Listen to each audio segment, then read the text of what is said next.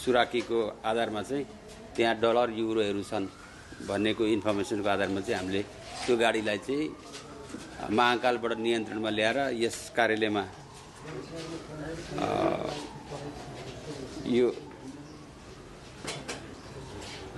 चाहिँ लिएर आएर खानतलासी गर्दाखेरि चाहिँ त्यसमा चाहिँ यो हिजो राति 23 बजेको समयमा अमेरिकी डलर युरो सहित ना 7 ख 1652 नम्बरको सोनी ट्रान्सपोर्ट लेखिएको मालबाग ट्रकको चालक फुच्चे भन्ने कुसाङ लामालाई पक्राउको सम्बन्धमा हो।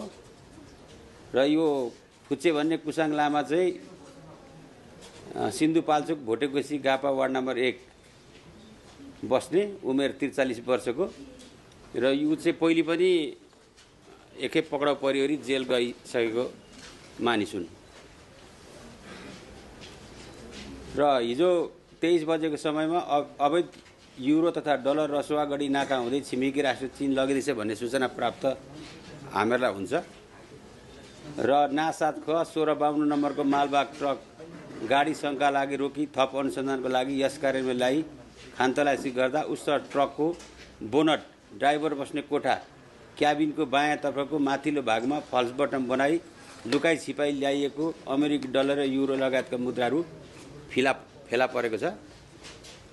कुसाङ लामा चालक भई भरियाको रूपमा काम गरिरहेको भन्ने प्रारम्भिक बयानबाट बुझिन आएको छ र यो अमेरिकन डलर यो बरामद भएको अमेरिकी डलर चाहिँ 100 दरका नोटहरू जम्मा 3119, 3119 र 50 दरका नोटहरू जम्मा 179।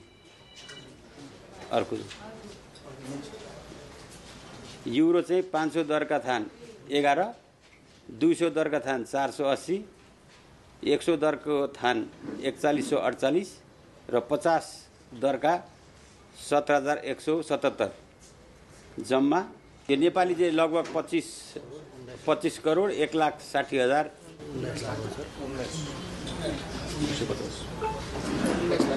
25 करोड 338 रुपियाँ हुन आउँछ। यो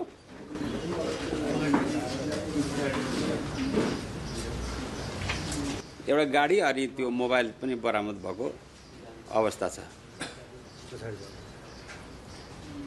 एउटा सानो त्यो फल्स बटम कसरी बनाएको छ भनेर सानो क्लिप राखेको छ हामीले।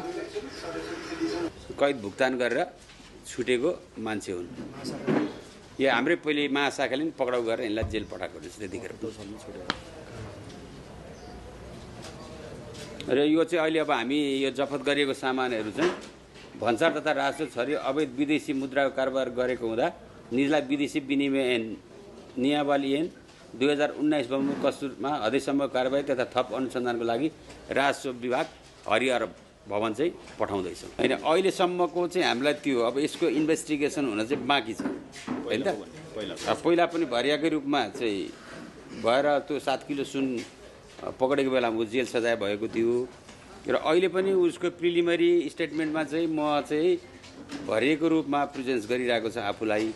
तर अब पुरानो पनि कहानी र यो पनि कहानी जोडेर हामीले इन्भेस्टिगेसन अगाडि बढाइरहेको छौँ। प्रिलिमिनरी आइसकेको छैन कसको भन्ने कुरो। यो पैसा लिएर गइसकेपछि उताबाट त्यही आउन सक्ने प्रबल सम्भावना चाहिँ त्यही हो। तर अब यसै अब उनको म्याथअप गरेर बयान सयान दिइसकेपछि ती कुराहरू खुल्छन् होला। यो उसले स्रोत खुलाइसकेको छैन अहिले। हिजो त पक्रेर लिएर आएको हामीले, अहिले खुलाको अवस्था छैन। छैन। 5 वर्ष 78 सालमा निक्लेको।